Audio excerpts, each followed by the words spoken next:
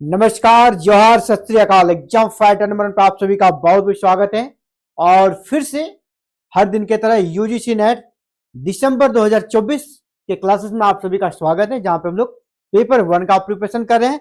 और ये पेपर 1 आपके लिए इंपॉर्टेंट होने वाला है बिहार में अपकमिंग बैट एग्जाम के लिए और झारखंड में अपकमिंग जेट एग्जाम के लिए, दोनों के लिए ये क्लासेस है। क्योंकि पेपर 1 दोनों का ही सेम होता है, यूजीसी नेट का सिलेबस हो या जेट का सिलेबस हो या बैट का, पेपर 1 जो होता है ना, तीनों के लिए सेम है।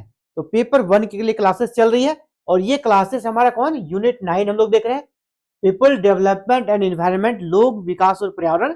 और एक छोटा सा टॉपिक रहेगा आज हमारा, अंतरराष्ट्रीय सौर ऊर्जा गठबंधन, है ना।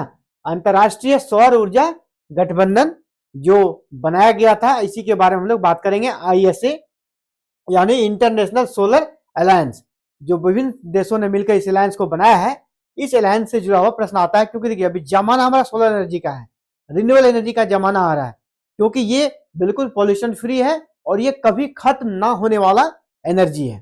तो इसीलिए ये एनर्जी अभी वर्ल्ड में पूरे का सिर्फ वर्ल्ड का रिक्वायरमेंट है, ये वर्ल्ड का जरूरत है, ये नीड है। इसके बिना कह सकते हैं अभी अगर हम लोग ज्यादा पेट्रोलियम कोयले पे डिपेंड रहेंगे तो हमारा भविष्य जो है ना अधर में लटक जाएगा। लेकिन इस सोलर एनर्जी की ओर अगर बढ़ेंगे तो हमारा फ्यूचर ब्राइट है। जो हम सस्टेनेबल डेवलपमेंट की बात करते हैं, सतत विकास की बात करते हैं, वो हमारा सोलर एनर्जी हमें सस्टेनेबल डेवलपमेंट देता है। तो ठीक है, तो जेट, बैट और यूजीसी नेट के कंबाइंड क्लासेस में हम लोग एंट्री करते हैं। और आज हम लोग देखेंगे क्या, इंटरनेशनल सोलर अलायंस, अंतरराष्ट्रीय सौर ऊर्जा गठबंधन, इसका कह सकते हैं फॉर्म कब हुआ, ये कब गठित हुआ, इसका क्या काम है, कौन कौन से देश इसमें शामिल है, ये हमारा टॉपिक रहेगा आज का। अंतरराष्ट्रीय सौर ऊर्जा गठबंधन, इंटरनेशनल सोलर अलायंस, जिसको शॉर्ट में बोलते हैं आईएसए। कहीं के आईएसए का आपको फुल फॉर्म भी पूछ दिया जाएगा डायरेक्ट, ठीक है। तो चलिए आगे बढ़ते हैं। अंतरराष्ट्रीय सौर ऊर्जा गठबंधन जो है ना, अंतरराष्ट्रीय सौर ऊर्जा गठबंधन सौर ऊर्जा से संपन्न देशों का एक कह सकते हैं ट्रीटी है, संधि है। अंतरराष्ट्रीय सौर गठबंधन जो है ना, सौर ऊर्जा से संपन्न देशों का एक संधि, ट्रीटी है।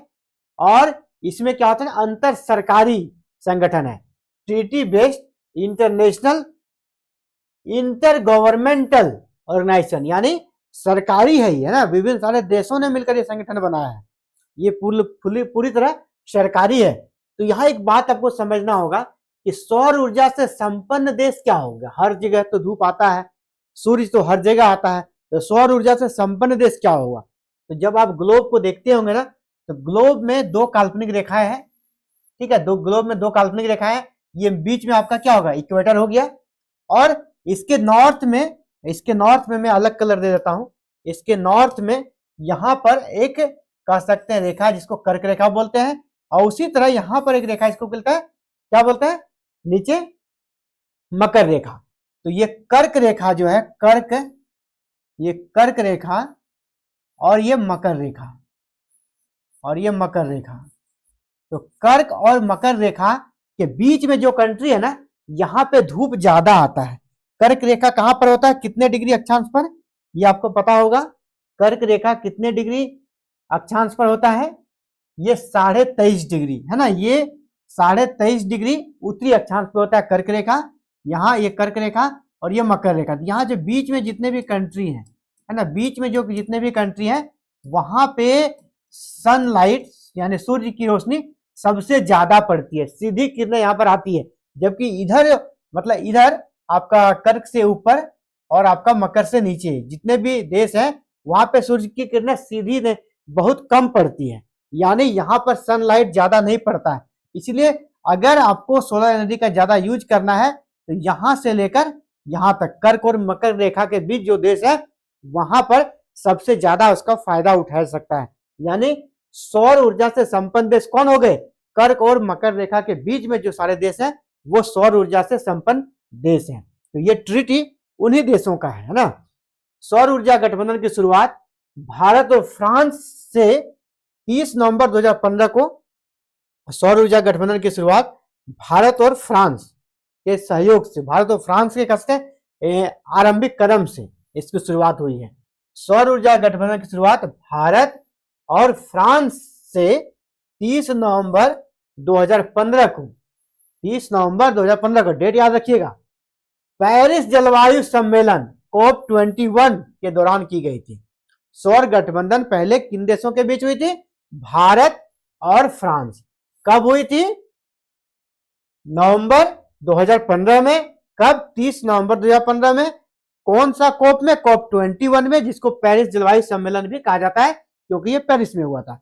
इसके बाद इस गठबंधन से पूरी दुनिया के बहुत सारे देश जुड़े, ठीक है, बहुत सारे देश जुड़े। बाद में इसको अलग अलग जब कोप हुआ, COP21 फिर 22, तो वहां पर भी इसको अप्रूवल मिला। इसको मर्राकेश मोरक्को में COP22, जो अगला सम्मेलन हुआ था मोरक्को में, मोरक्को का शहर आपका मर्राकेश, यहां पर COP22 के दौरान इस संधि को हस्ताक्षर के लिए खोल दिया गया। यानी इस संधि पर हस्ताक्षर कब हुआ? जो विभिन्न सारे देश इनके मेंबर बने, उसने हस्ताक्षर कब किया? COP22 में। और इसका शुरुआत कब किया गया? इसकी आधारशिला कब रखी गई? COP21 में, पेरिस सम्मेलन में। लेकिन इस पर हस्ताक्षर हुआ COP22 में आपका मर्राकेश सम्मेलन, जो कि मोरक्को में हुआ था। अंतरराष्ट्रीय सौर गठबंधन कर्क एवं मकर रेखा के बीच राष्ट्रों का एक मंच पर लाएगा। अंतरराष्ट्रीय सौर गठबंधन क्या करता है ना, कर्क और मकर रेखा के बीच जितने भी सारे देश हैं वो सभी इसमें मिलकर किस प्रकार अपने देश में ज्यादा से ज्यादा सोलर एनर्जी का प्रोडक्शन हो, ज्यादा ज्यादा हम लोग सोलर सिस्टम के माध्यम से इलेक्ट्रिसिटी प्रोड्यूस करें, इस दिशा में वो काम करने का प्रयास करता है। वो सस्ते किफायती दरों पर किस प्रकार हो। और जो विकसित देश है, वो जो कह सकते हैं अविकसित या विकासशील देश है, उसको तकनीकी उपलब्ध कराते हैं, कुछ आर्थिक मदद देते हैं, सब्सिडी देते हैं, ठीक है। भारत हालांकि इस मामले में काफी आगे बढ़ चुका है। इसमें अभी फिलहाल जो है ना 121 देश है ना। सोलर अलायंस में कितने देश है? इंटरनेशनल सोलर अलायंस में 121 कंट्री है इसमें। और ये राष्ट्र क्या करता है? ये राष्ट्र में धूप की बहुलता है, क्योंकि ये कर्क और मकर रेखा के बीच स्थित देश है, तो यहाँ पर धूप यानी सनलाइट का बहुलता है। इस संगठन में ये सभी देश सौर ऊर्जा के क्षेत्र में मिलकर काम करेंगे। सौर ऊर्जा के क्षेत्र में ये सभी देश मिलकर काम करते हैं। इसका असली ऑब्जेक्टिव यही है। इस संगठन का आंतरिक सचिवालय राष्ट्रीय ऊर्जा संस्थान ग्वालपहाड़ी गुड़गांव में बनाया गया है। तो चलिए, बड़ा ही इंपॉर्टेंट क्वेश्चन है। इस संगठन का अंतरिम सचिवालय कहां बनाया गया है? गुड़गांव। गुड़गांव यानी इंडिया में एक वो पार्टिकुलर जगह कौन हो गया? ग्वालपहाड़ी। तो अंतरराष्ट्रीय सौर ऊर्जा गठबंधन का सचिवालय कहां है फिलहाल? ग्वालपहाड़ी में। ग्वालपहाड़ी कहां है? गुड़गांव में। गठबंधन के प्रमुख उद्देश्यों में क्या है? 1000 गीगावाट से अधिक सौर ऊर्जा उत्पादन क्षमता की वैश्विक तैनाती, यानी हम लोग पूरी दुनिया में सोलर एनर्जी से 1000 गीगावाट का बिजली उत्पादन करेंगे। ये इसका वैश्विक स्तर पर टारगेट है। और इसके साथ ही यहाँ क्या कहा गया? 2030 तक, इसने अगला जो टारगेट बनाया है 2030 तक सौर ऊर्जा में निवेश के लिए लगभग 1000 बिलियन डॉलर की राशि को जुटाना सम्मिलित है। यानी दो इनका अंतर कह सकते हैं अभी उद्देश्य। पहला 1000 गीगावाट बिजली उत्पादन करना सोलर एनर्जी से।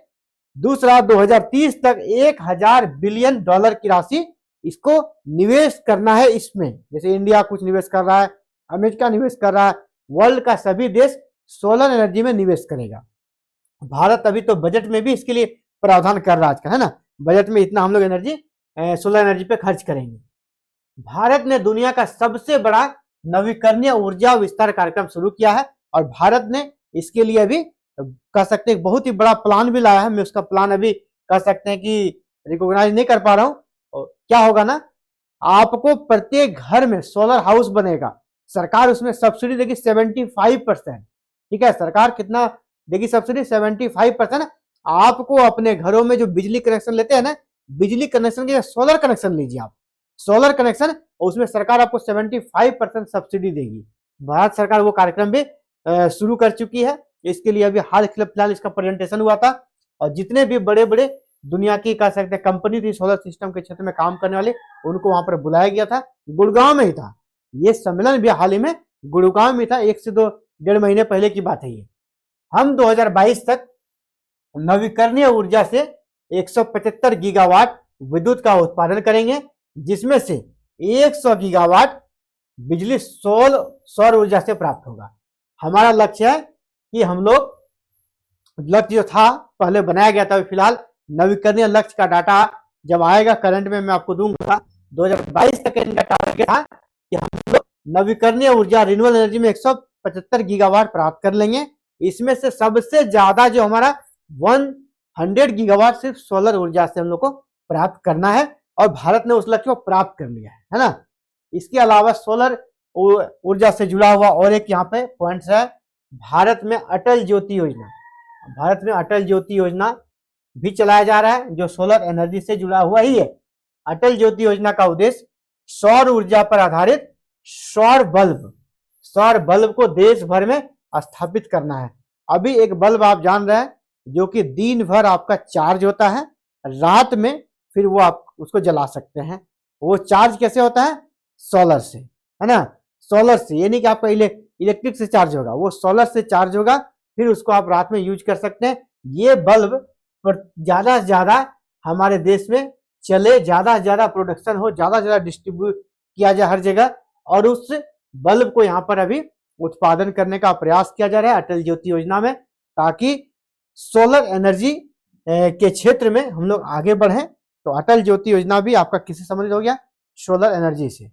और ऐसे ही अभी हम लोग रिन्यूएबल एनर्जी वाले चैप्टर में है, और जैसे अभी हम लोगों ने इस संगठन को देखा, और फिर से जो हमारा रिन्यूएबल एनर्जी है आपका इन्वायरमेंट चैप्टर है, उसको हम लोग देखते चलेंगे। ये क्लासेस अभी ऑनगोइंग है, चलती रहेगी। और ऐसे ही अभी हम लोग ज्यादा लॉन्ग क्लासेस नहीं कर रहे हैं, शॉर्ट क्लासेस ही है। और आपको क्या करना है ना, जो जितने भी पॉइंट्स जहां पे मैंने अंडरलाइन किया उससे आपको नोट्स बनाना है और प्रिपरेशन अपना करते रहना है, क्योंकि आपके सामने बहुत सारे लक्ष्य हैं।